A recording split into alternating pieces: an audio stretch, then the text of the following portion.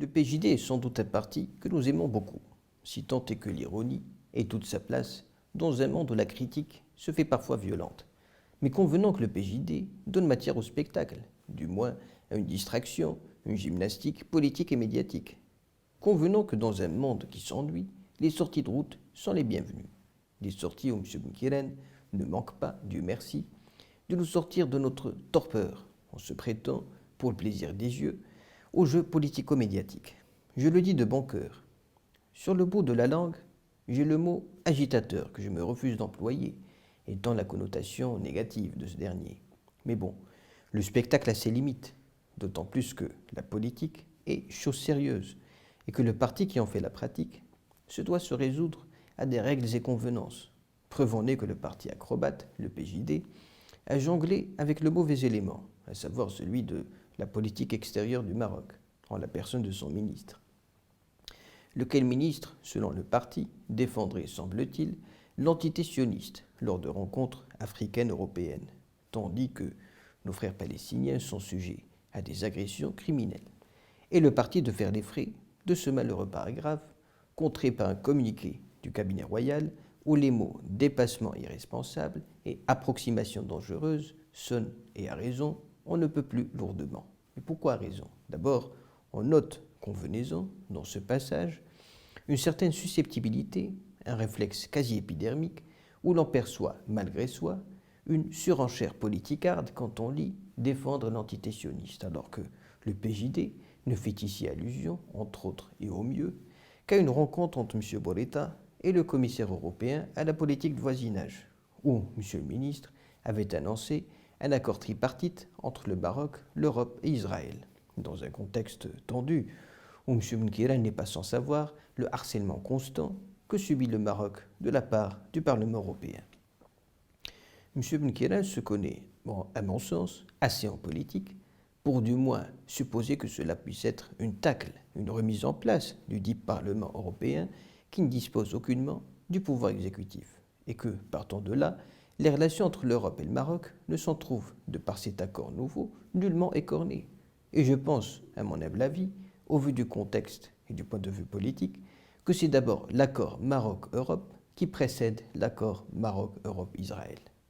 Preuve en est qu'il fut de même et de plus question d'une convention entre le ministère de l'Économie et l'Union européenne pour financer des programmes de développement.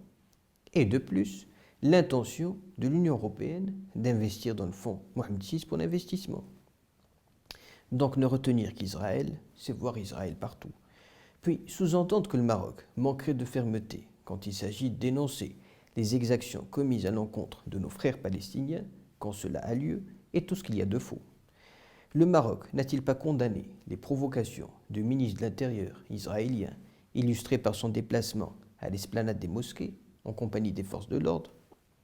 Le Maroc n'a-t-il pas condamné les actes de violence commis par l'armée israélienne dans les camps de réfugiés à Jénine, qu'il a qualifiés de méthode inacceptable?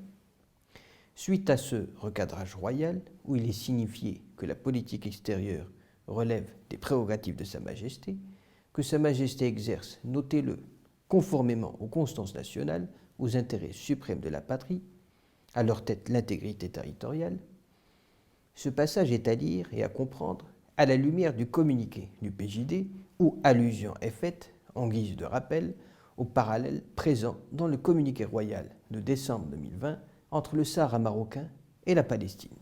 Et c'est pourquoi, à mon sens, la prérogative royale en question touche à une politique extérieure, ici spécifique, car il est question de la Palestine mise au même rang que le Sahara marocain, d'où l'allusion à l'intégrité territoriale, en ce qu'il chapeaute les intérêts suprêmes de la nation.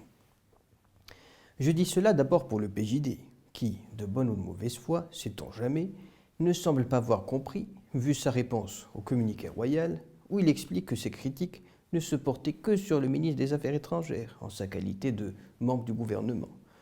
Comme je dis cela, en réponse à un journaliste qui nous explique qu'il n'est écrit nulle part sur la Constitution que la politique extérieure relève des prérogatives de Sa Majesté. J'aurais pu me contenter de l'article 42 de la Constitution, où il est clairement écrit que Sa Majesté est le chef de l'État et son représentant suprême. Pour revenir au PJD, disons rapidement que ce parti, à mon sens, repose sur un duo qui est islam et classe populaire. Ne dit-on pas que celui qui gagne une élection est celui qui arrive à imposer son thème électoral, et que par l'islam on peut s'approprier aisément, comme qui dirait légitimement, la cause palestinienne, à faire valoir dans le panier électoral. Je ne dis pas que le PJD ne fait que des calculs politiques, mais je dis qu'heureusement que le Maroc ait eu la sagesse, depuis 1200 ans, d'asseoir son modèle monarchique et sur le religieux et sur le temporel. Bien heureux que le Maroc ne soit pas l'Iran. Feu Hassan II avait raison de penser que la monarchie reposait d'abord sur l'allégeance, comme Feu Hassan II avait 1000 fois raison de ne point croire en une monarchie parlementaire à l'anglaise ou à l'espagnole, dans un pays où il y a à la fois des problèmes temporels et religieux. Une monarchie parlementaire où le roi régnerait mais ne gouvernerait pas. Une monarchie vantée, rappelons-le, par quelques courants de gauche, une fois fut le roi monté sur le trône, où il fut question de mettre sur pied la constitution de 62.